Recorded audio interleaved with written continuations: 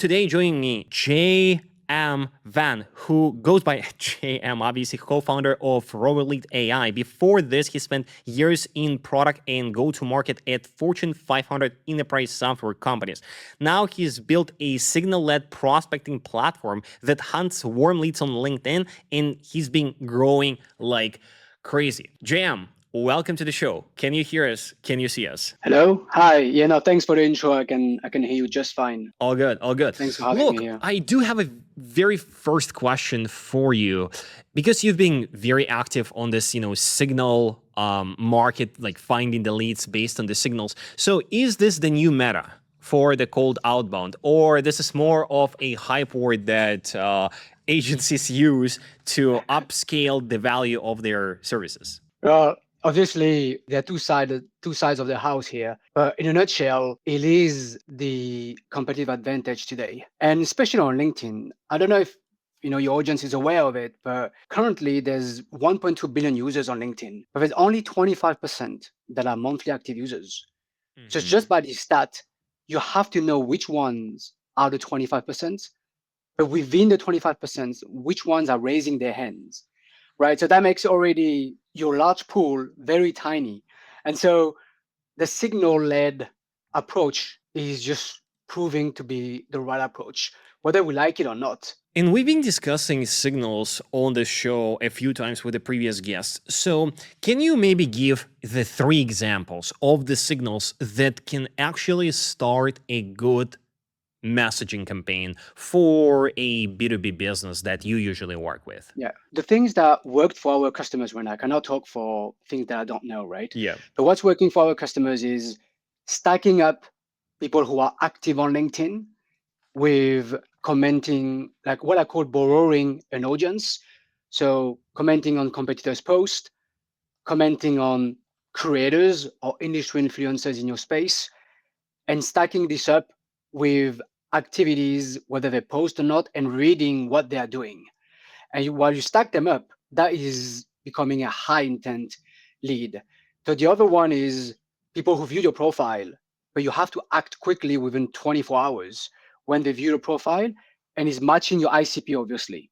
And job changers are also a good signals. Interesting. And so, look, what I'm personally curious is when me as a company wants to start using signals for the campaigns, is it usually goes from the people or companies that would be our reference that we will be tracking, let's say, the potential leads who are interacting with the posts of these people, or we can start without it? Because I have a hard time imagining when you say tracking the leads that are active, let's say within your industry, right? How do you technically do that? Like how would you track besides knowing, okay, so there are these posts, and if someone interacts with this post, now they're like active. No, this is a very good questions. I mean, I think it's a loaded questions. I think there's a lot of mini questions in there. Yeah. But ultimately, the way we do it is we anchor a signal agents so he can learn about your business. That's the first fundamental, right? Because on LinkedIn, as we all know, we cannot scrape the entire platform, right? That's not possible on LinkedIn. You can do that elsewhere, right? But you cannot do that on LinkedIn. So you have to anchor and position a signals around what your customers care about. And usually we're asking for a few competitors, industry experts, and then the agents is learning from it, right? You cannot expect everybody to know their competitors, industry experts, and all that. But what we're asking is help train the agents just at the beginning so you understand what you like, and then the agent will go off and go on its own and bring more competitors you don't know, more industry experts that you're not aware of, and so on. And that's how you can capitalize on the AI technology today and not simply say, yeah, just summarize me this and summarizing that. Did you find that the timing, because signals are all about the good timing when you're running the outreach based on them, works better than good personalization, or you need to have both? I think it's like the same question of do we need volume? And I would say to answer your questions, I would over index on timing. So what we realize in our campaign for our customers is same campaign, same messaging, almost same everything. And if the timing is right, then the CTO you're targeting is in market, right? It could be in market in July, but you targeted him in January. He wasn't there on January. He didn't change job. He didn't change the pain point.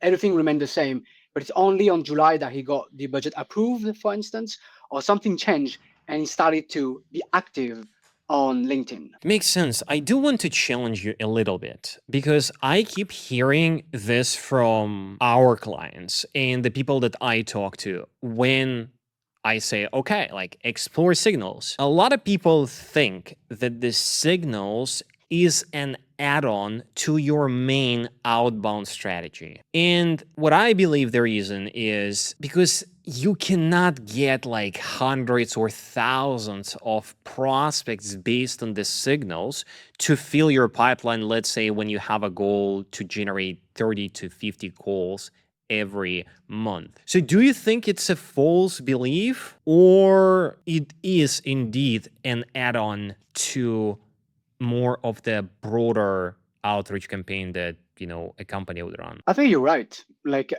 what I'm not saying is LinkedIn is so LinkedIn outbound is the solution to scaling to $1 billion organizations, right? I think ultimately LinkedIn is one channel. Like any growing and scaling or scale up organizations, you do need to have multiple channels they are going after, right?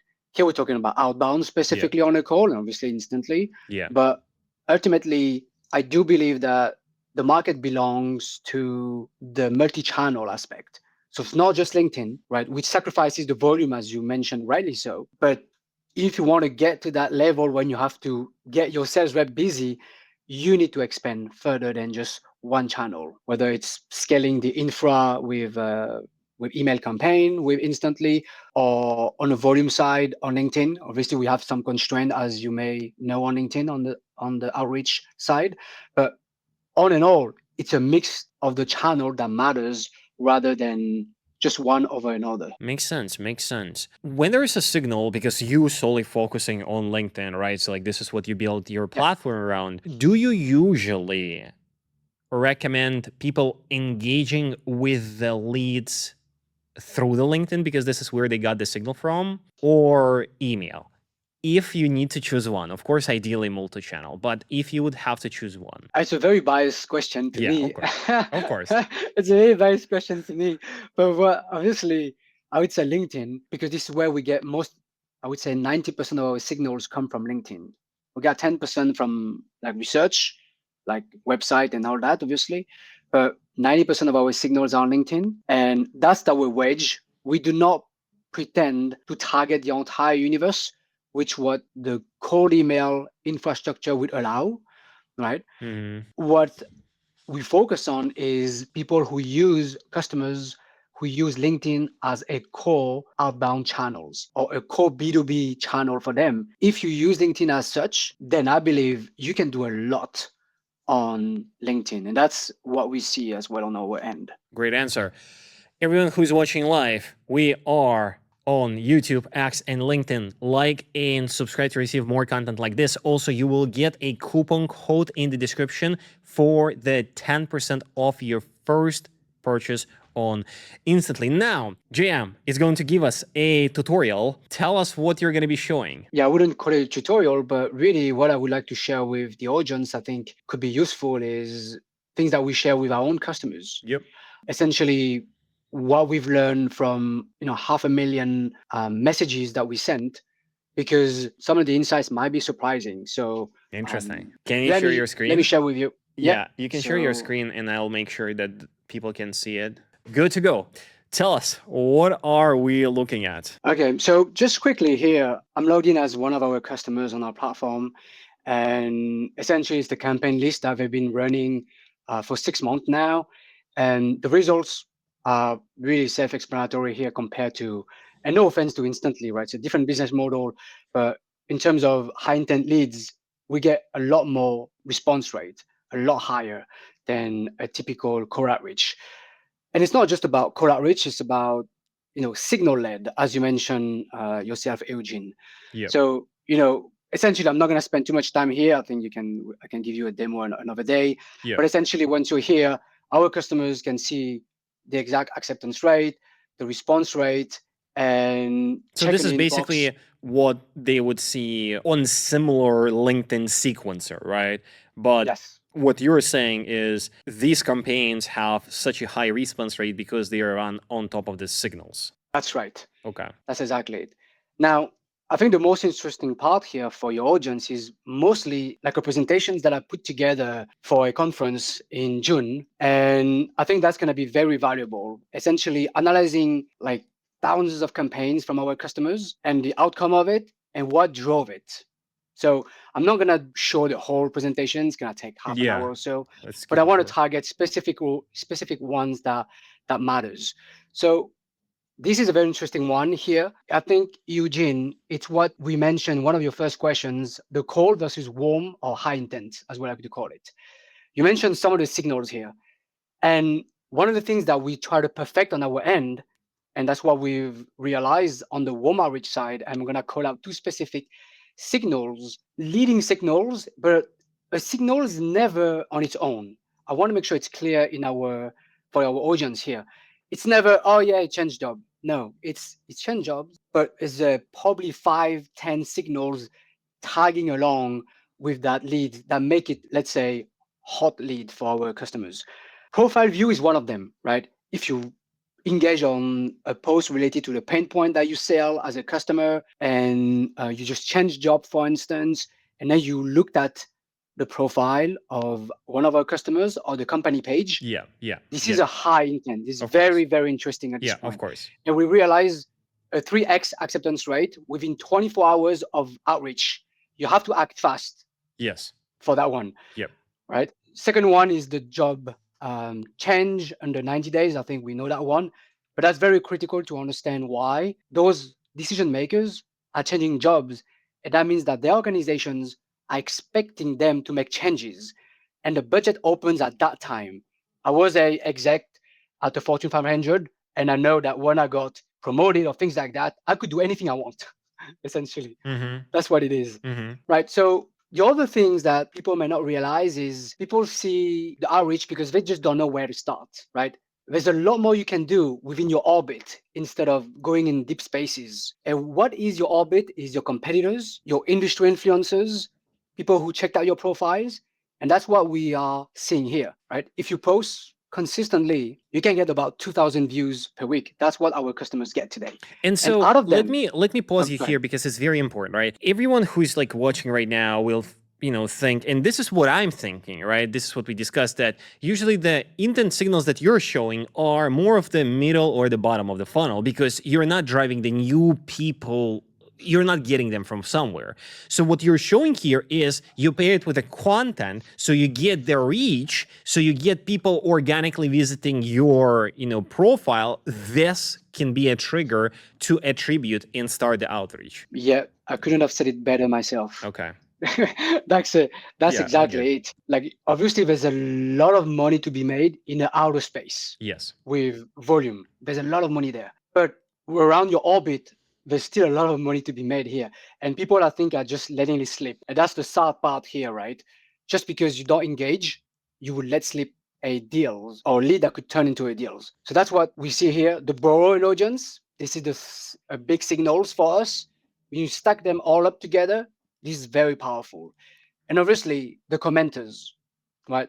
Commenting on your post, commenting on competitors' post and whatnot, the classic stuff. One of our customers here was able to 7x the warm lead and the reply rates just by doing that.